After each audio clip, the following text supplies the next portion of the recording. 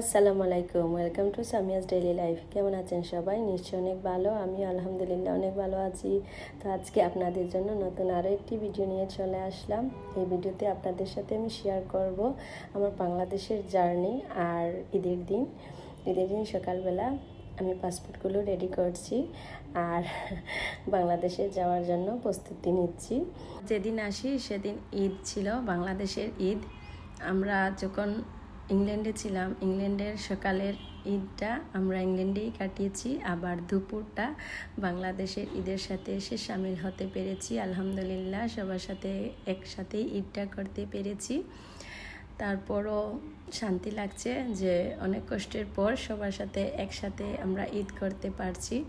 তো এই যে দেখেন, ওনারা আস্তে আস্তে রেডি হয়ে যাচ্ছেন ঈদের নামাজের জন্য। ঈদের নামাজটা পড়ে তারপর আমরা খাওয়া দাওয়া করে এয়ারপোর্টের উদ্দেশ্যে বেরিয়ে পড়ব। এবারের ঈদটা আমাদের একদম অন্যরকম একটা ফিলিংস কাজ করছে। সকালবেলা ওঠার পর আমার মনে হচ্ছিল কখন জানি আমি বাংলাদেশে পৌঁছাবো। এই যে দেখেন, অনেকগুলো লাকিস হয়ে গিয়েছে, সবগুলোকে আমি নিচের ফ্লোরে নিয়ে আসলাম, কারণ একটু পরেই আমরা বেরিয়ে পড়বো। আর মেয়েগুলোকেও সুন্দর করে রেডি করে দিয়েছি। আমরা সবাই রেডি, এখানে লাকিসগুলো নিয়ে সবাই বেরিয়ে পড়েছি, কারণ আর বেশিক্ষণ বাকি নেই আর গাড়িও চলে আসবে। এই যে দেখেন, লন্ডনের ওয়েদারটা অনেক সুন্দর ছিল। ঈদের সকাল দেখতে মনে হচ্ছিল পুরো একটা সামার চলে আসছে। সব লাকিস রেডি, আমরাও বাংলাদেশের জন্য রেডি। এইবারের ঈদটা আমাদের কাছে একটা অন্যরকম ঈদ।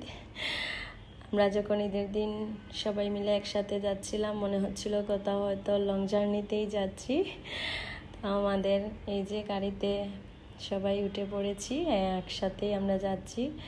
আর যখন এয়ারপোর্টের সামনে আসি, এরকম বিমান দেখলে মনে হয় কতক্ষণে না বাংলাদেশে পৌঁছাই।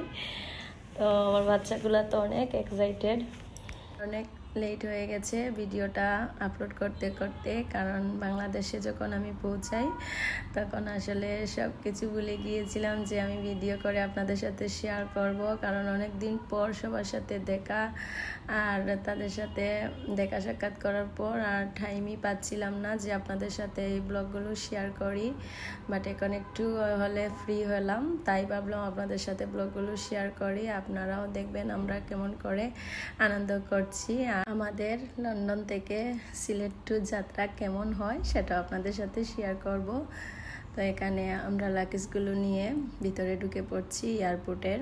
গাড়িটা আমাদেরকে এখানেই রেখে চলে গিয়েছে, কারণ আমি আমার বোনের ছেলেকে নিয়ে আসছি, ও আমাদেরকে একটু হলেও হেল্প করে দিয়ে যাবে, কারণ 4টা বাচ্চা আর এতটা লাকিস নিয়ে যাওয়া আমাদের পক্ষে সম্ভব নয়। তো এই যে আমরা এয়ারপোর্টের ভিতরে চলে আসছি। অনেকদিন পর এয়ারপোর্টে আসছি, মনে হচ্ছে কখন যে বাংলাদেশে যাব।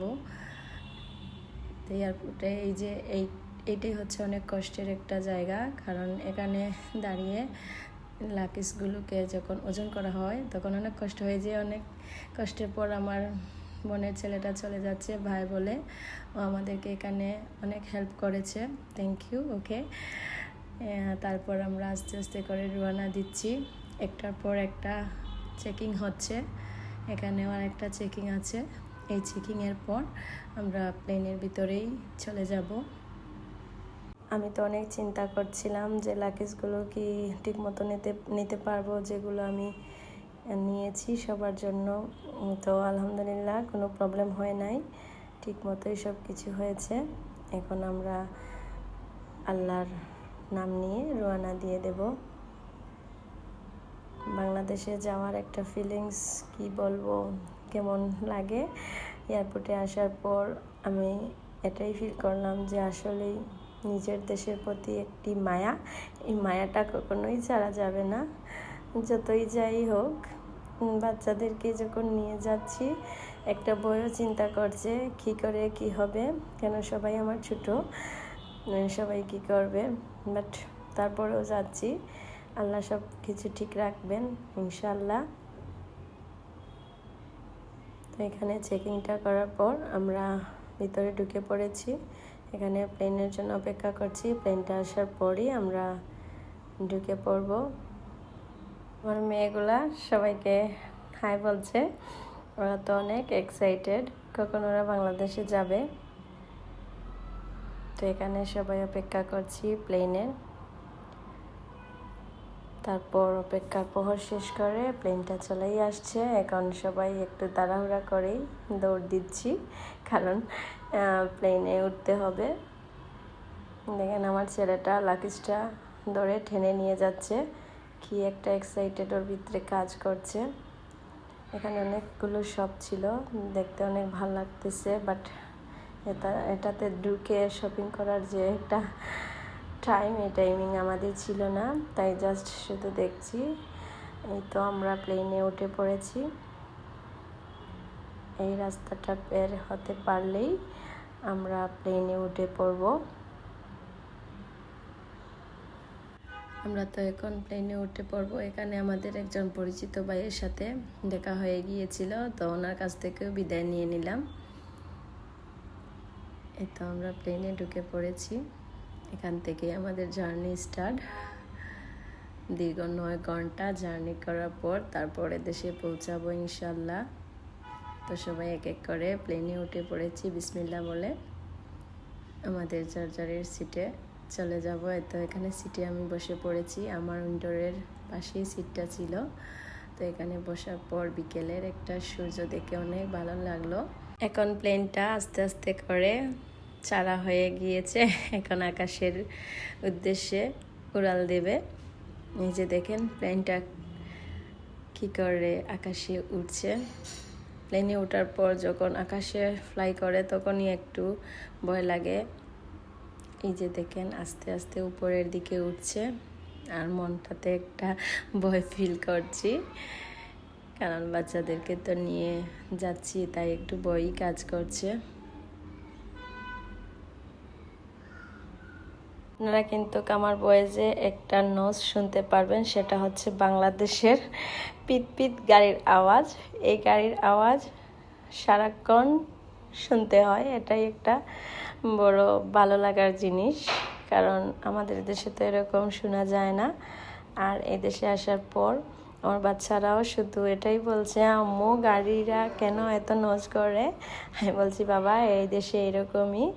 তো আমি যখন ভয়েস দিচ্ছি আমার ভয়েসের সাথে সাথে কিন্তু পিট শব্দটা চলেই আসছে, তাই আপনারা এই জিনিসটাকে প্লিজ ইগনোর করবেন, কারণ আমি এখন বাংলাদেশে বসেই আপনাদের সাথে কথা বলছি, ভয়েসটা দিচ্ছি। এই যে আস্তে আস্তে করে প্লেনের স্পিডটাও বেড়ে যাচ্ছে আকাশে উড়ার জন্য, আর আপনাদের সাথেও আমি এই জিনিসটা শেয়ার করতেছি। আপনারা দেখতে থাকেন কি করে প্লেনটা আকাশে উড়ে।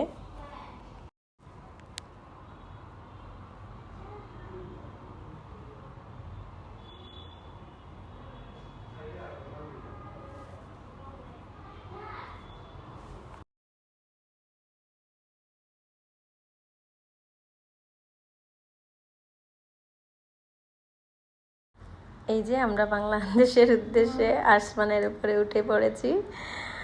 তো আসমানে ওঠার পর আমরা কিছুক্ষণ ফ্লাই করার পর আমাদেরকে রাত্রের ডিনারটা দেওয়া হয়ে গিয়েছে।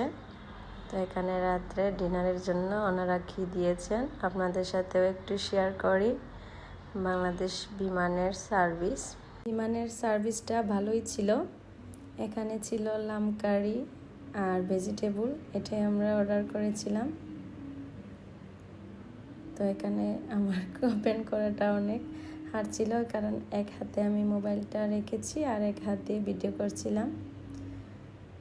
লাম কারি আর ভেজিটেবল আমারটাও সেম ছিল, বাট আমার মেয়ে কারিটা খায় নাই, কারণ ও বলতেছে এটা নাকি টেস্ট হয় নাই। তো আমি ওকে শুধু রাইসটাই খাইয়ে দিয়েছি। যারা অনেক এনজয় করে খাবারটা খেয়েছে, ওর নাকি অনেক ইয়ামি লেগেছে।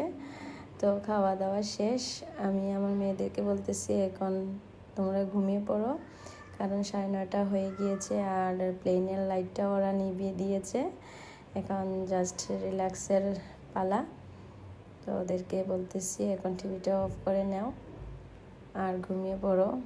ওরা তো আছেই, এই যে একটা ল্যাপটপ দেয়, এটাতেই ওরা কার্টুন দেখতেছে, তারপরে গেম খেলতেছে, এরকম করে করে ওরা চলে আসছে। আলহামদুলিল্লাহ ওরা আমাকে আর জ্বালায় নাই, কারণ আমি দুজনকে লুক আফটার করে নিয়ে আসছি আর ওদের বাবা দুজনকে লুক আফটার করে নিয়ে আসছেন। এখানে অনেক সুন্দর একটা চাঁদ দেখতে পেলাম প্লেনে বসে বসে, ভাবলাম এটা আপনাদের জন্য একটু রেকর্ড করি। তো আমরা কিছুক্ষণের মধ্যে বাংলাদেশে পৌঁছে যাব। আজকের মতো এখানেই বিদায় নিচ্ছি। সবাই ভালো থাকেন, সুস্থ থাকেন, পরবর্তী ভিডিও দেখার জন্য অপেক্ষায় থাকেন। আর সবাই ভালো থাকবেন, সুস্থ থাকবেন। আল্লাহ হাফিজ।